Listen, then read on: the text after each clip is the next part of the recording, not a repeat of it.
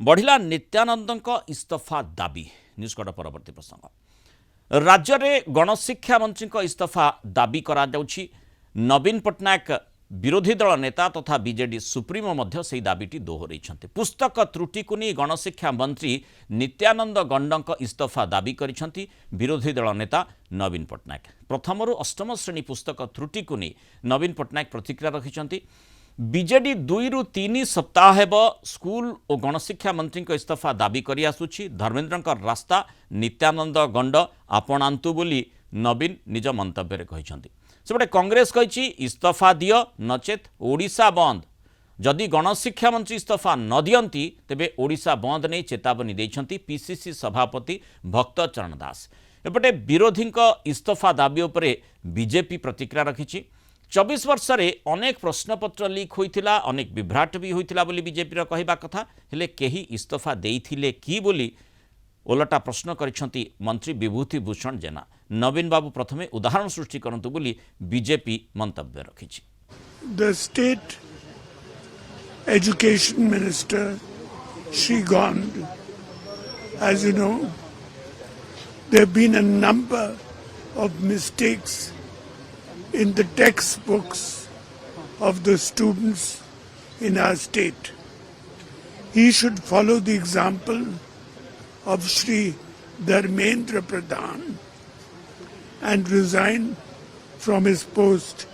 as education minister. That is what the Biju Janata Dal has been demanding for the last 2 or 3 weeks. Nityanand गंड जदि निजे resignation करेनि ओडिशार council of minister बसिक जदि नित्यानंद मंत्री resignation को गुरुत्व दौना मुख्यमंत्री ताहले मुख्यमंत्री एवं शिक्षा मंत्री ए 2 जन कथा को नहीं कि ओडिशा बंद हम मन रखता लोकों कथा शुणिक के इस्तीफा दबार प्रक्रिया थिला। आम सरकार कौन सी क्या घंट घोड़ाइवा सपक्ष नहीं। धर्मेन्द्र प्रधान इस्तीफा तांकर त्यागर चरम निदर्शन एवं से भाया न्याय से भाया दायित्ववान मंत्री ओडिशार स्वार्थपाई एवं भारत वर्षर स्वार्थपाई तांको आउरी गुरु दायित्व दबा आवश्यक अच्छे कथा मुझे कही सारी एवं जो कथा दाबी अनेक दाबी हुए जदि प्रश्नपत्र लीक हम केते कड़ा कार्यानुष्ठान नियायछि।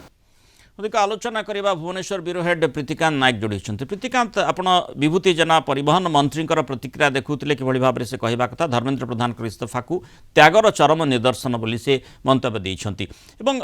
नवीन जो मंतव्य रही से चाहूँगी से तांकर प्रतिक्रिया रखिछन्ति जे जो भाव में धर्मेन्द्र इस्तीफा देले से भली पंथा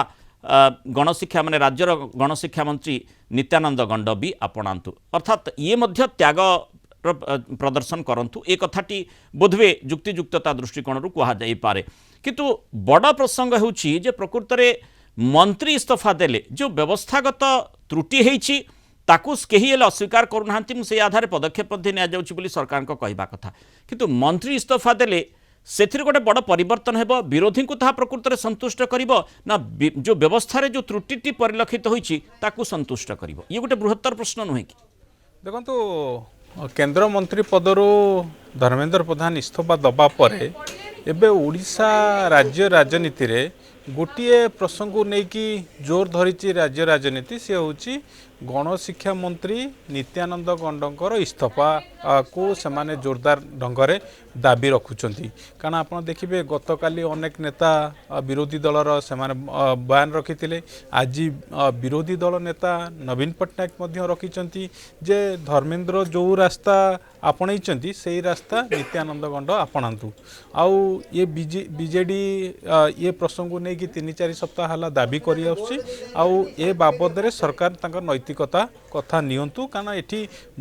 बही रे कारण प्रथम रु अष्टम श्रेणी बही जदि आप देखिए हजार हजार संख्यार भूल बाहरी जहाँ नहीं कि छात्र संगठन छात्र छात्री अभिभावक से माने समस्ते असंतोष तेणु सरकार निज नैतिकता दायित्व नियंतु इस्तफा करांतु ये दाबी रही आपर शंख भवन रे जदि आप पॉलिटिकल डेवलपमेंट कथा आप रखा चाहिए शंख भवन रे गोटे बड़ बैठक होता प्रसन्न आचार्य आरंभ करके विजु जनता दलर जो आगधाड़ नेता अच्छा अतनु सब्यसाची नायक संजय दास वर्मा अरुण साहू एमाने समस्ते आउ एठी जो आलोचना है यही जो नित्यानंद गंडों इस्तफा कथाटा को केभली सरकार चापटा आहरी बढ़ा जीवो कारण ऑलरेडी आप देखिले धर्मेंद्रंकर क्षेत्र में केमती जेनजी जो रहिला तांकर प्रतिवाद रहिला आउ सरकार चापरे आसिले से छाड़िले जो वार्ताटी जाइची सेही वार्ता को धरिकी वर्तमान केमिति ओडिशा रे विरोधी दल गुड़िक से सरकार को ऊपर चाप पकाई से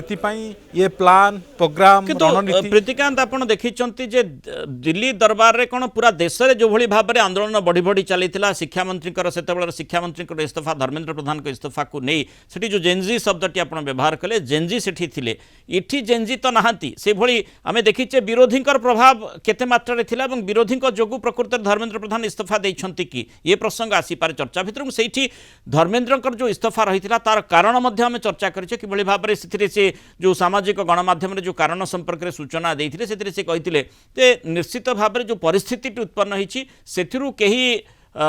माने फायदा न उठातु कौन सी माने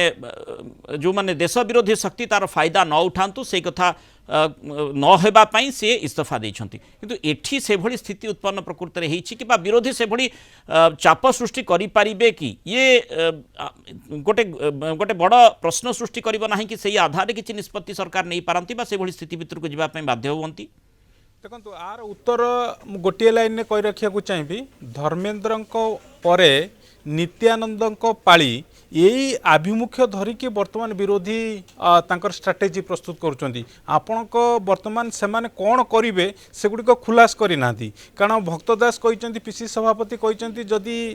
7 दिन समय देते जदि आर भितर सरकार किसी निष्पत्ति न नौकरी ताने ओडिशा बंद करेंगे एपटे बीजेडी आज उच्चस्तरीय नवीन निवास जो बैठक बसी अनेक किसी निष्पत्ति नियाई अर्थात छात्र मैंने आपण भावतुनि केवल भुवनेश्वर विक्षोभ प्रतिवाद हम सारा राज्य रे कॉलेज ठू आरंभ करिक स्कूल ठू आरंभ करिक